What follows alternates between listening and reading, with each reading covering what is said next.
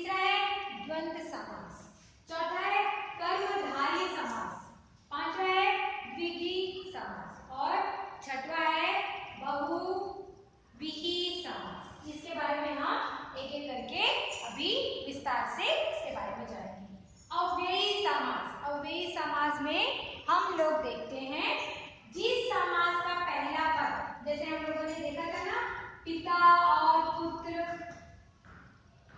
देखा था ना पिता और पुत्र, तो इसे पहला वाला था और ये दूसरा, पहला पद था और ये दूसरा पद हम लोगों ने पढ़ा था ना। हाँ, उसी तरीके से पहला पद अव्यय होता है और प्रधान होता है। ये जो पहला पद होता है, जो पहला है पिता पुत्र में हम लोग पिता को देखे थे ना, मैं एग्जाम्पल में बता रही हूँ, पिता और पुत्र देखे थे ना, उस तरीके से जो पिता है पहला पद वो क्या होता है पूर्व पद, और जो लास्ट वाला पद होता है वो उत्तर पद होता है। ठीक है, तो पहला पद क्या होता है, इसमें अव्यय होता है और वह क्या होता है प्रधान होता है। और एग्जाम्पल के लिए देख लेते हैं हम लोग, इसी में ही अव्यय में हम लोग देख लेते हैं, जो आप लोग लिखते जाना और समझते भी जाना। ठीक है, अभी एग्जाम्पल में हम लोग इसमें एग्जाम्पल में देखते हैं, उदाहरण में प्रतिदिन, प्रतिदिन। ठीक है, इसमें क्या हो जाएगा प्रतिदिन, तो प्रत्येक दिन, इसका अर्थ हो जाएगा प्रत्येक दिन। इसका प्रति मतलब भी क्या होता है प्रत्येक। ठीक है, आजीवन, आजीवन तो मतलब जीवन भर, आजीवन, आजीवन मतलब क्या हो जाएगा जीवन भर। इसमें अ जो है वो क्या हो जा रहा है अव्यय, और प्रधान भी है, आजीवन मतलब जिंदगी भर। ठीक है, उसी तरीके से प्रत्येक, प्रतिवर्ष, प्रतिवर्ष तो क्या हो जाएगा हर वर्ष, ये क्या हो जाएगा प्रति मतलब भी हर, प्रतिवर्ष मतलब हर वर्ष, हर साल, है ना। और उसी तरह भरपेट, आज मैंने भरपेट खाना खाया, तो क्या हो गया पेट भर, पेट भर के आज। तो इसमें क्या हो जा रहा है, जो पहला पद है वो क्या हो रहा है अव्यय और प्रधान होता है। ठीक है, तो ये क्या हो जाएगा अव्ययी भाव समास। ठीक है बच्चों, ये अव्ययी भाव समास होगा। फिर उसी तरह से तत्पुरुष समास, दूसरा वाला हम देख रहे हैं, पहला वाला था अव्ययी भाव समास, दूसरा था उसमें अव्ययी भाव समास में जो पहला पद है वो कौन सा था अव्यय था और प्रधान था। इसमें क्या है तत्पुरुष समास में जिस समास का उत्तर पद मतलब जो दूसरा लास्ट वाला उत्तर पद क्या हो प्रधान हो और पूर्व पद मतलब पहला वाला गौण हो। इसमें क्या दिया था अव्यय भाव में पहला पद अव्यय और प्रधान होता है। इसमें क्या है उत्तर पद मतलब पीछे वाला जो पुत्र वाला, उत्तर पद क्या होता है प्रधान होता है और पूर्व पद मतलब पहला वाला पिता वो गौण होता है, उसे तत्पुरुष समास कहते हैं। जिस तरीके से देशभक्ति, देश के लिए भक्ति, देश के लिए क्या हो जाएगा भक्ति। उसी तरह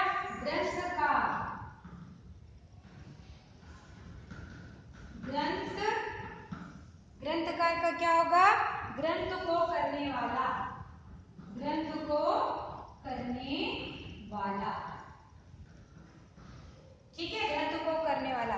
उसी तरह पाठशाला, पाठ का शाला और पाठ के साले, और पवन पुत्र का हो जाएगा पवन का पुत्र। ठीक है, इसमें हम लोगों ने क्या देखा था उत्तर पर प्रधान होता है और पूर्व पर गौण होता है, वो तत्पुरुष समास होता है। और इसी तरीके से तत्पुरुष समास के भी 5 है, तत्पुरुष समास के भी क्या है 5 भेद, अभी हम लोग उसको देखते हैं। ठीक है,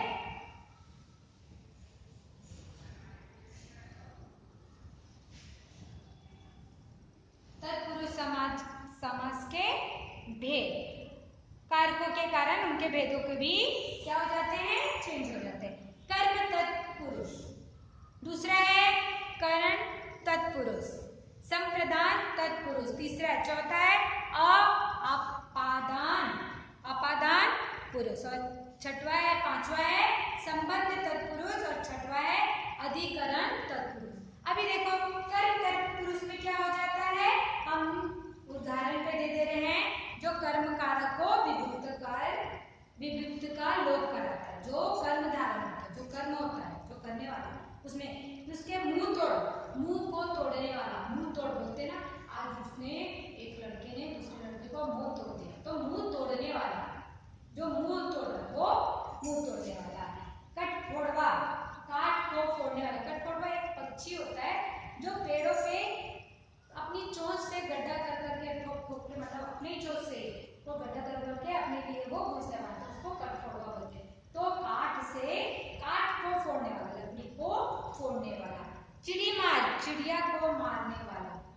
इसमें क्या हो रहा है, हाँ, इन समास में कर्म कारक को विभक्त का लोप बता रहा है। अभी यहाँ पे करण, हम लोग पहले क्या देखे थे, हम लोग यहाँ पे देखे कर्म तत्पुरुष, ठीक है। अब यहाँ पे क्या आ रहा है, करण, करण तत्पुरुष। करण तत्पुरुष में ये तत्पुरुष के समास के हैं, हाँ। करण तत्पुरुष में क्या हो रहा है, इस समास में करण कारक को विभक्ति का लोप करता है। जिस तरीके से शोकाकुल, शोक से आकुल, शोक से आकुल। पद दलित, पद से दलित। और अकालग्रस्त, अकाल से ग्रस्त, अकाल से ग्रस्त। इसमें भी हम लोग ने देखा कारण।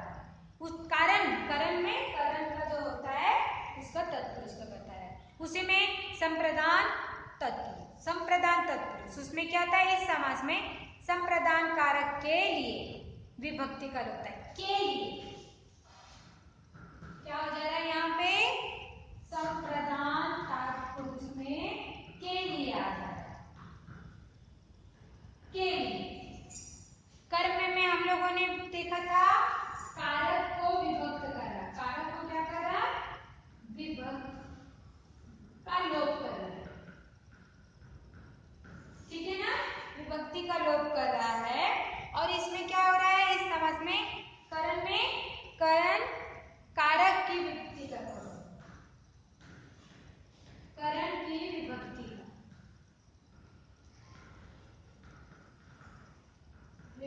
का लोप। और इसमें कर रहा है संप्रदान में के लिए को, ठीक है।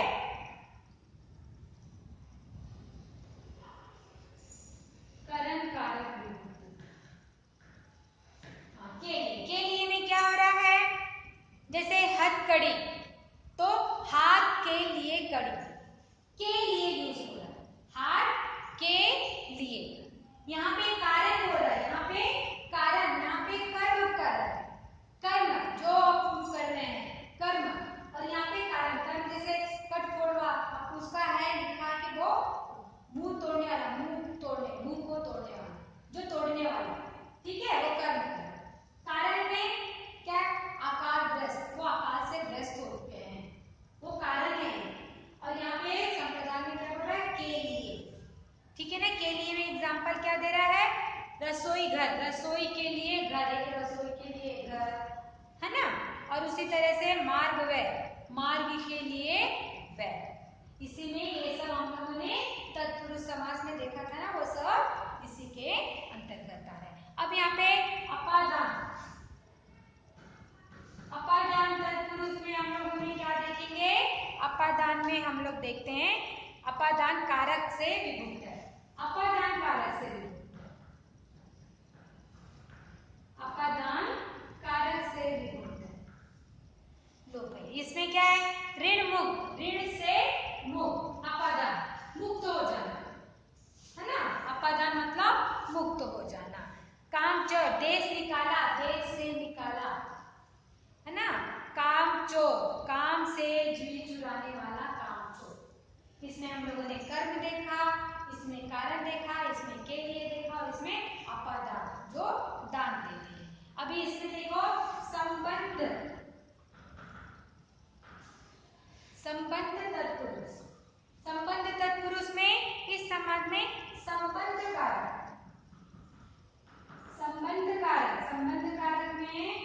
आप लोग देखोगे का की के, का की के चिन्ह को क्या कर रहे हैं, हाँ लोप कर रहे हैं। सेनापति, सेना का पति, एक संबंध हो रहा है। सेनापति मतलब एक सेना को चला रहा है, आदेश दे रहा है, उसको निर्देश कर रहा है ना, उसको पूरा संभाल रहा है, वो सेना का पति है। सेनापति मतलब सेना का पति। राजमहल, हाँ राजमहल, राजा का महल, राजमहल कहाँ जा रहे हो, राजमहल मतलब राजा का महल। उसी तरीके से गंगा जल, गंगा का जल, गंगा जल। अब यहाँ पे है अधिकरण, अधिकरण तत्पुरुष। अधिकरण तत्पुरुष में हम देखेंगे कि समास के अधिकरण तक का चिन्ह का लोप है। अधिकरण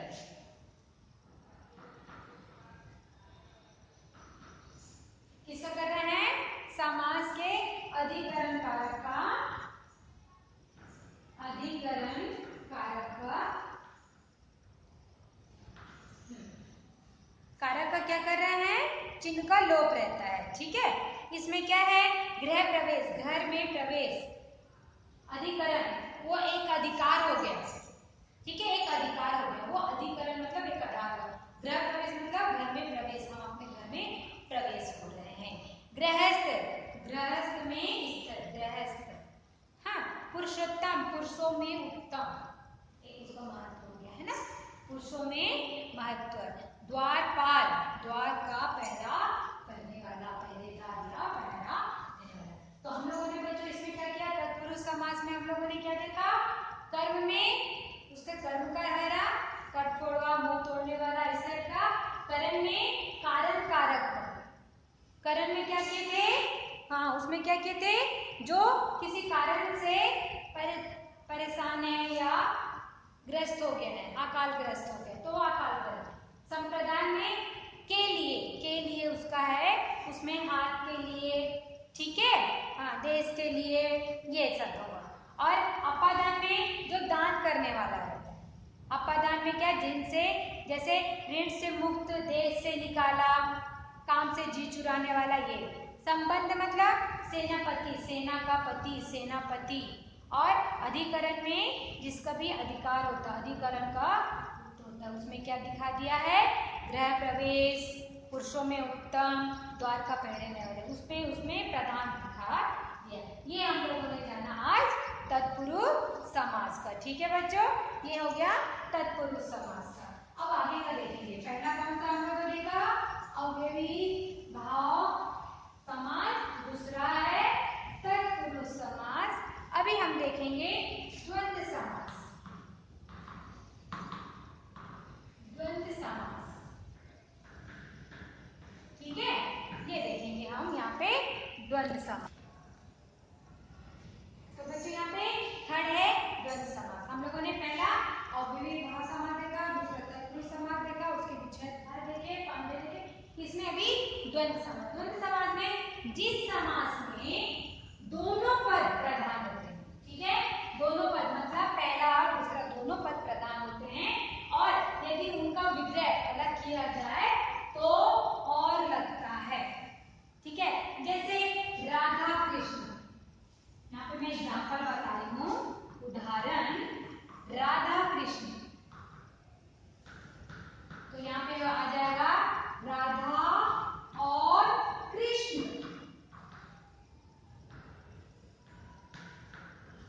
यहाँ पे हम राधा कृष्ण की एग्जाम्पल, अगर उसको विग्रह किए, संधि विग्रह किए, तो राधा और कृष्ण, यहाँ पे क्या लग गया, और लिख दिया। और यहाँ पे पूर्व पद और उत्तर पद दोनों प्रधान है, राधा भी प्रधान है और कृष्ण भी प्रधान है। जिस तरीके, उसी तरीके से राम सीता या सीता राम, सीता भी प्रधान है, राम भी प्रधान है, अगर उसको विग्रह कर दिए तो क्या हो जाएगा, सीता और राम, ठीक है ना, हाँ। तो इसी तरीके से अभी हम लोग देखेंगे कर्मधारय समास।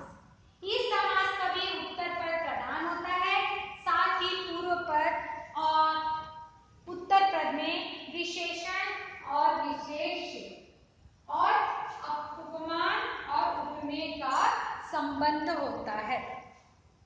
ठीक है, इस तरीके से जैसे यहाँ पे जैसे एग्जाम्पल देखो इसका, इस समास का यहाँ पे कर्मधारय समास में देखो, कर्मधारय समास में इसका क्या देखो एक बार कि इस समास का भी पूर्व पद उत्तर पद क्या होता है, प्रधान होता है और साथ ही पूर्व पद में भी उत्तर पद में विशेषण और साथ ही पूर्व पद व उत्तर पद में विशेषण विशेष्य और उपमान व उपमेय का संबंध होता है।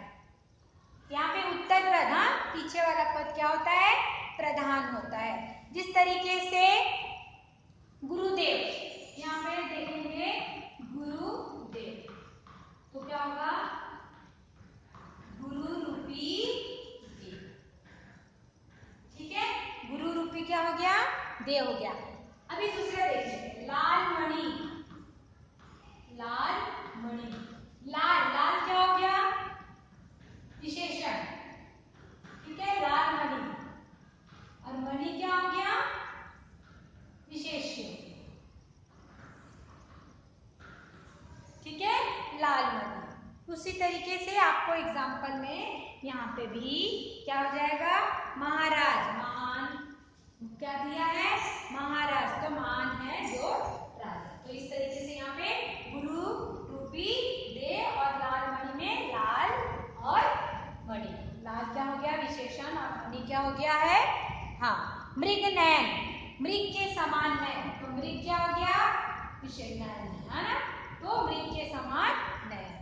तो यहाँ पे हम लोग क्या देखे हैं अभी, हाँ, कर्मधारय। उसके बाद वाला क्या है बच्चों, उसके बाद वाला हम लोगों ने पढ़ेंगे किस समास, द्विविधि समास, द्विविधि समास में अब ये है द्विविधि समास। द्विविधि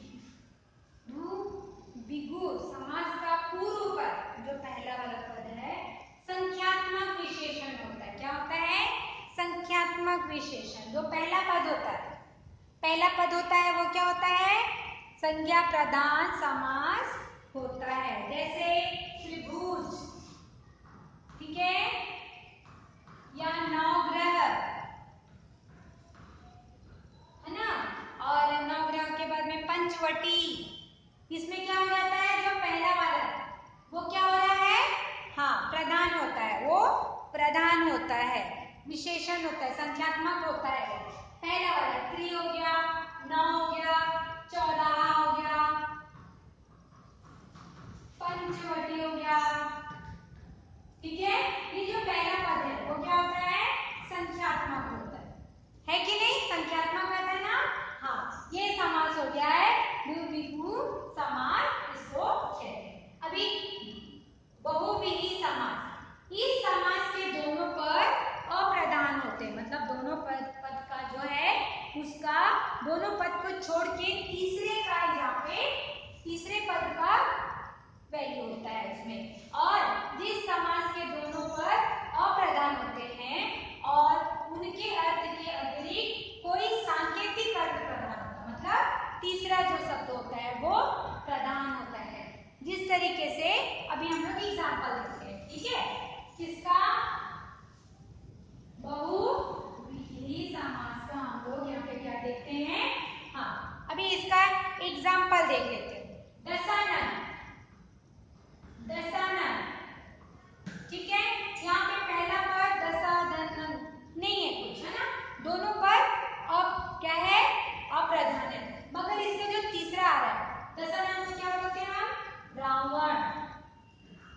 10 मुखों वाला नहीं बोलेंगे, है ना, उसको बोलेंगे दशानन को क्या बोलेंगे हम, रावण। नीलकंठ, नीलकंठ को हम किसको बोलते हैं, शिव, ये प्रधान होते हैं। ठीक है, जो नया पद हो रहा है तीसरा सांकेतिक पद, वो क्या हो जा रहा है, वो प्रधान हो रहा है ना। उसी तरीके से अगर देखिए तिरंगा 3 रंग का हो जाएगा तो क्या हो जाएगा, राष्ट्र ध्वज,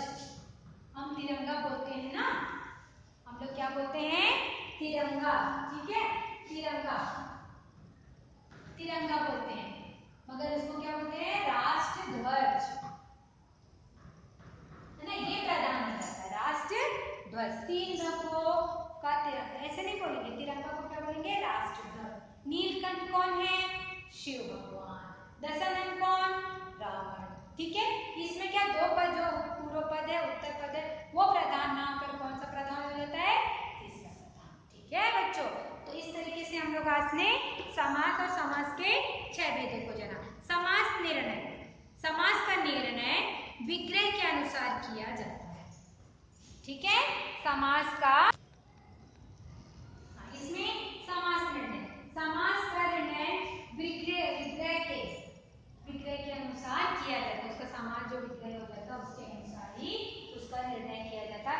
एक ही समास पद विग्रह के अनुसार कर्मधारय अथवा बहुव्रीहि ठहराया जाता है। कौन सा, समस्त विग्रह के अनुसार जब उसका विग्रह हो जाता है उसको किस तरीके से जाना जाता है, या तो कर्मधारी के द्वारा या बहुव्रीहि समास के द्वारा उसको किया जाता है। जिस तरीके से लंबोदर, लंबोदर किसे कहते हैं, हाँ, गणेश भगवान को, ठीक है। लंबा है जो उदर, लंबा है जो उदर, उसको हम लोग गणेश भगवान, ठीक है, लंबोदर, है ना।